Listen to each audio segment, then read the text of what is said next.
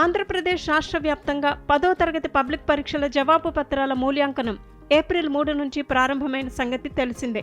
రాష్ట్ర వ్యాప్తంగా 26 జిల్లా కేంద్రాల్లో మూల్యాంకన కేంద్రాల్లో ఎక్కడా ఎలాంటి అవాంఛిత సంఘటనలు చోటు చేసుకోకుండా పకడ్బందీగా అన్ని చోట్ల 10వ తరగతి జవాబు పత్రాల మూల్యాంకనం పూర్తి చేశారు. మొత్తం రాష్ట్రంలో సుమారు 3,500 పరీక్షా కేంద్రాల్లో ఈ పరీక్షలు జరిగాయి. దాదాపు 6.5 లక్షల మంది విద్యార్థులు ఈ పరీక్షలకు హాజరై తమ భవిష్యత్తు కోసం పోటీకి సిద్ధమయ్యారు. పరీక్షలు పూర్తయిన వెంటనే బోర్డు అధికారులు మూల్యాంకన ప్రక్రియను చేపట్టారు. ఈ మూల్యాంకనలో సుమారు 25,000 మంది ఉపాధ్యాయులు నిష్పక్షపాతంగా జవాబు పత్రాలను పరిశీలించారు. ఏప్రిల్ 15 నాటికి ఈ ప్రక్రియను సమర్థవంతంగా పూర్తి చేసి ఏప్రిల్ 22న ఎస్ఎస్సి ఫలితాలను అధికారికంగా విడుదల చేయనుంది ఆంధ్రప్రదేశ్ ప్రభుత్వ పరీక్షల బోర్డు. విద్యార్థులు తమ రిజల్ట్స్ ను bse.ap.gov.in వెబ్సైట్ ద్వారా రోల్ నంబర్ ఉపయోగించి తెలుసుకోవచ్చు. మూల్యాంకనం చేసిన పత్రాలు పునః పరిశీలన చేసి మార్కుల తేడాలు లేకుండా పకడ్బందీగా పూర్తి చేశారు. ఇక మార్కుల ఎంట్రీ ప్రక్రియతో పాటు ఇతర పనులు కూడా త్వరలోనే పూర్తి చేసి 10వ తరగతి ఫలితాలు ఏప్రిల్ నెల చివరి నాటికి వెలువరించేందుకు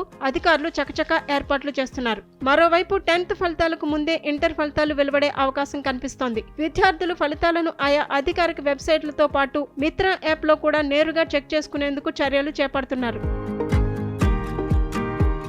ఇక తెలంగాణ విషయానికి వస్తే 10వ తరగతి పరీక్షల జవాబు పత్రాల మూల్యాంకనం ఏప్రిల్ 15వ తేదీ వరకు కొనసాగనుంది. ఏప్రిల్ 7 నుంచి రాష్ట్ర వ్యాప్తంగా 19 కేంద్రాల్లో మూల్యాంకనం ప్రారంభమవగా మరో వారం పాటు ఇది కొనసాగుతుంది. చకచకా మూల్యాంకనం పూర్తి చేసి నెలాఖరులోగా ఫలితాలు విడుదల చేయాలని విద్యాశాఖ అధికారులు భావిస్తున్నారు.